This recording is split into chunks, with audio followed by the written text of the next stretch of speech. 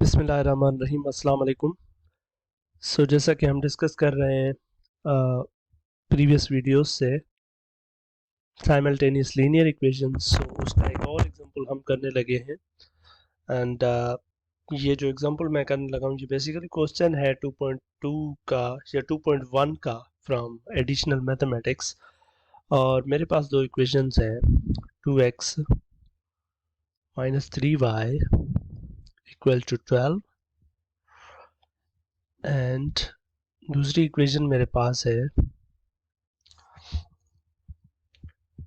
3x plus 4y equal to 1। अब मुझे इनको सॉल्व करना है दोनों मेथड से। एक मेथड है सब्स्टिट्यूशन और दूसरा मेथड है मेरे पास elimination. So I'll solve this first by substitution. Substitution में हम क्या करते हैं, इन दोनों इक्वेशंस को लेबल कर लेते हैं। एक को इक्वेशन 1 करते हैं और दूसरी को इक्वेशन 2 करते हैं। अब आपने क्या करना है, किसी एक इक्वेशन में से या 1 से या 2 से किसी एक वेरिएबल की या y की या x की वैल्यू निकालनी है और वो दूसरी में पुट करनी है। ठीक है, चलें फ्रॉम 1 इक्वेशन 1 फ्रॉम इक्वेशन 1 में से मैं x की वैल्यू निकालने लगा हूं। तो 2x बराबर हो जाएगा 12 प्लस 3y के, या x बराबर हो जाएगा 12 plus 3y all of this divide by 2। और ये जो अब इक्वेशन आई है इसको मैं लेबल कर देता हूँ इक्वेशन 3। अब मैं क्या करूंगा, क्योंकि ये जो 3 इक्वेशन है ये x की वैल्यू है, ये मैंने बनाई है 1 से। तो अब ये जो x की वैल्यू है, इसको इक्वेशन भले ना भी कहे, तो ये जो x की वैल्यू है ये मैं पुट करूंगा इक्वेशन 2 में। Putting x equal to 12 plus 3y over 2 in equation 2। क्योंकि 1 में से मैंने निकाली है ये इक्वेशन, तो लाजमी है कि इसको आप पुट करेंगे 2 में।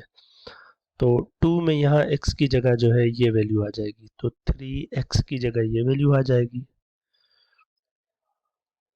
डिवाइड बाय 2 प्लस 4y अपनी जगह रहेगा और इक्वल टू 1। इस जगह पर मैंने ये x की वैल्यू पुट कर दी। ठीक है, तो अब इसको मुझे सॉल्व करना है। ये लीनियर इक्वेशन है इन वन वेरिएबल, और linear equation in one variable मैंने आपको हमारा जो इसके अंदर एक प्लेलिस्ट है इस चैनल के ऊपर बेसिक अलजबरा के नाम पे, वहाँ पर आप जाकर उसको फाइंड कर सकते हैं। तो अब ये 2 जो है ये एलसीएम लें अगर इस साइड पे, तो ये हो जाएगा 3 into 12 plus 3y plus 8y, और इस पूरे को करेंगे डिवाइड बाय 2 इक्वल टू 1। या इसको मैं लिखूंगा, क्लियर करके लिखूं तो ये मैंने लिखा हुआ है 3 into 12 plus 3y all of this divide by 2 plus 8y and this is equal to 1। अब ये 2 इस पूरी साइड को डिवाइड करता है तो ये यहाँ जाकर मल्टीप्लाई कर लेगा। तो ये 12 plus 3y plus 8y and this is equal to 2। ये हो जाएगा 36, क्योंकि ये 3 इन दोनों के साथ डिस्ट्रीब्यूटिव लॉ के तहत मल्टीप्लाई हो जाएगा 8y इक्वल टू 2। तो इन दोनों को ऐड कर लें तो ये हो जाएगा 17y, और ये 36 इस साइड जाकर माइनस का हो जाएगा। तो y 17 बराबर हो जाएगा माइनस 34 के, या y इक्वल टू 34, ये 17 इस साइड डिवाइड करेगा और y की वैल्यू आ जाएगी -2। जब आपके पास y की वैल्यू आ गई है तो अब आपके पास चॉइस है कि ये y की वैल्यू आप इस इक्वेशन में पुट करें, इस इक्वेशन में पुट करें या इस इक्वेशन में पुट करें। तीनों में से किसी भी इक्वेशन में पुट करके x की वैल्यू निकालें। तो मेरे लिए अच्छा रहेगा कि ये मैं इस इक्वेशन के अंदर पुट करूं 3 के अंदर। तो y इक्वल टू -2 है और इसको मैं पुट करूंगा इक्वेशन 3 के अंदर, और मेरी इक्वेशन 3 जो थी वो थी x equal to 12 plus 3y all of this divided by 2। तो ये यहाँ पर -2 आ जाएगा x की जगह, y की जगह sorry. All of this divide by 2, तो ये हो जाएगा 12 minus 6 divided by 2, which is 6 divided by 2, and that gives me 3. तो इसका मतलब जो मेरा सोल्यूशन होना चाहिए वो x, y इक्वल टू 3, -2 होना चाहिए। ये दोनों x की वैल्यूज हैं, या आप इसको सोल्यूशन सेट बनाए तो आपका ये सोल्यूशन है। ये था सब्स्टिट्यूशन मेथड के थ्रू। अब इसी सेम प्रॉब्लम को हम करने लगे हैं एलिमिनेशन मेथड के थ्रू।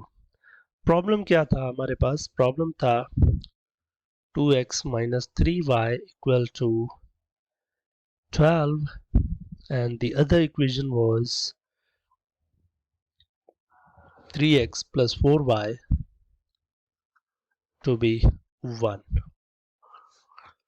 आप क्या करेंगे, या इस चीज जब आप एलिमिनेशन मेथड यूज कर रहे हो ना, तो आपको ख्याल रखना है कि ये इस इक्वेशन का x वाला टर्म और नीचे दोनों एक आमने सामने होने चाहिए, मतलब एक दूसरे के ऊपर नीचे होने चाहिए, और y वाले भी इसी तरह वर्टिकली सेम एक ही कॉलम के अंदर होने चाहिए। तो आप क्या करेंगे, 3 को ले जाकर इस पूरी इक्वेशन के साथ मल्टीप्लाई करेंगे, और इस 2 को लेकर नीचे वाली पूरी इक्वेशन से मल्टीप्लाई कर लेंगे। तो इसके साथ जब 3 से मल्टीप्लाई करेंगे तो ये 3 टू द 6 हो जाएगा, -3 3 द 9 हो जाएगा y, और ये 3 12 द 36 हो जाएगा। ये 2 3 the 6x plus 2 4 the 8y 2 बराबर हो गया। अब आप देख सकते हैं कि ये जो x है इसका कोफिशिएंट यहाँ भी 6 हो गया, यहाँ भी। अगर दोनों में अपोजिट साइन होती, यहाँ प्लस और यहाँ माइनस, तो हम क्या करते, सिंपल क्रॉस कर देते और इन दोनों सारों को ऐड कर लेते, कोई साइन चेंज नहीं करते। लेकिन यहाँ पर इसके साथ भी प्लस है, इसके साथ भी प्लस है, अगर इसके साथ भी प्लस है, इसके साथ भी प्लस है, तो फिर ये नीचे वाली सारी साइन चेंज होगी। या यहाँ माइनस है, यहाँ माइनस है, अगर फिर भी ये नीचे वाली सारी साइंस आपको चेंज करनी होगी। किस तरीके से? दिस वे, ये भी माइनस की हो जाएगी, अब ये भी माइनस हो जाएगी, और ये भी माइनस, ओके, लाइक दिस। तो अब ये 6 प्लस का, ये माइनस का, ये कैंसिल आउट हो गया। ये माइनस का 9 है और ये अब माइनस का 8 हो चुका है, तो ये माइनस के 17y हो जाएंगे। यहाँ 36 प्लस का है माइनस का 2, तो ये 34 रह जाएगा। y equal to 34 divide by -17, जो कि बन जाएगा माइनस का 2। डिवाइड करेंगे 34 को -17 से, y की वैल्यू आ गई। अब x की वैल्यू पुट के लिए आप इस y इक्वल टू -2 को इन दोनों में से किसी भी इक्वेशन में पुट कर सकते हैं। So I can put it in, put y equal to -2 in, maybe this is equation 1 and this is equation 2 and equation 1। तो 1 के अंदर मैं पुट करूंगा, अब 1 मेरी है 2x minus 3y equal to 12, तो ये हो जाएगा 2x minus 3, यहाँ पर -2 आ जाएगा, ये +6 हो जाएगा, जस्ट सिंप्लीफिकेशन है, 12 minus 6, और ये 2x बराबर हो जाएगा 6 के, तो x आपका 6/2 यानी कि x इक्वल टू 3। तो वही सोल्यूशन है जो थोड़ी देर पहले हमने निकाला था x, y के लिए, जो कि है 3, -2, या इसको सोल्यूशन सेट में भी लिख सकते हैं जैसे हमने पहले लिखा था। अब अगला टास्क क्या है? अगला टास्क हम ये करते हैं कि हम इसको प्लॉट करते हैं। ठीक है, तो प्लॉट करने के लिए हमने पहले भी आपको बताया हुआ है पिछली वीडियोस के अंदर कि क्या करना होता है। आपने सबसे पहले दोनों इक्वेशंस के x इंटरसेप्ट और दोनों इक्वेशन के y इंटरसेप्ट निकालने होते हैं। तो मेरी पहली इक्वेशन ये है 2x minus 3y equal to 12। अब इसका मैं निकालूंगा x इंटरसेप्ट। x इंटरसेप्ट कैसे मिलता है? y 0 पुट करेंगे, y 0 पुट करेंगे तो ये 0 हो जाएगा, तो 2x इक्वल टू 12 हो जाएगा, यानी x की वैल्यू यहाँ से आपकी 6 आ जाएगी। तो ये x इंटरसेप्ट जो है ये 6, 0 है। अब इसी का आपने निकालना है y इंटरसेप्ट। y इंटरसेप्ट के लिए आप क्या करेंगे? x 0 पुट कर देंगे इक्वेशन के अंदर, ठीक है, x इक्वल टू 0 पुट कर देंगे। जैसे x 0 हो जाएगा तो ये टर्म अब 0 हो जाएगा, लेकिन ये रह जाएगा -3y इक्वल टू 12, यानी y इक्वल टू 12/-3, यानी कि y इक्वल टू -4। तो ये मेरा y इंटरसेप्ट है, अब 0, -4। ठीक है, ये मेरी एक इक्वेशन है। दूसरी इक्वेशन मेरी जो थी वो ये थी that was basically 3x plus 4y equal to 1। यहाँ पर भी आपने दोनों काम करने, x इंटरसेप्ट निकालना है, तो x इंटरसेप्ट के लिए y 0 पुट करेंगे तो ये 0 हो जाएगा, तो ये 3x इक्वल टू 1 आ जाएगा, यानी x इक्वल टू 1/3। तो 1/3 कामा 0 इसका x इंटरसेप्ट हो गया। अब आ जाते हैं y इंटरसेप्ट पर। y इंटरसेप्ट के लिए आपको क्या करना होता है, x 0 पुट करना होता है। x 0 पुट करेंगे तो ये पूरा 0 हो जाएगा, तो 4y इक्वल टू 1 आ जाएगा, यानी y की वैल्यू आ जाएगी 1/4, यानी 0 कामा 1/4। तो अब मैंने x इंटरसेप्ट y इंटरसेप्ट निकाल लिए हैं, अब इनको मैं जो है प्लॉट करने लगा हूँ। लेट्स सी आओ। मेरे पास दो इक्वेशन है, एक ये और दूसरी ये। इसका x इंटरसेप्ट ये है, y इंटरसेप्ट ये, इस इक्वेशन का x इंटरसेप्ट ये, y इंटरसेप्ट ये है। चलें बना लेते हैं x एक्सिस और y एक्सिस को।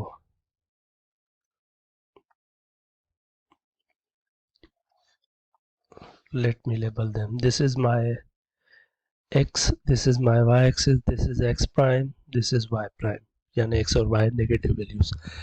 अब अगर हम देखें, चले इनको मैं लेबल कर देता हूँ, 1 2 3 4 5 6 7 8 मे बी -1 -2 -3 -4 -5 -6 1 2 3 4 5 6 -1 -2 -3 -4 -5 नीचे चलेंगी वैल्यूज, ठीक है।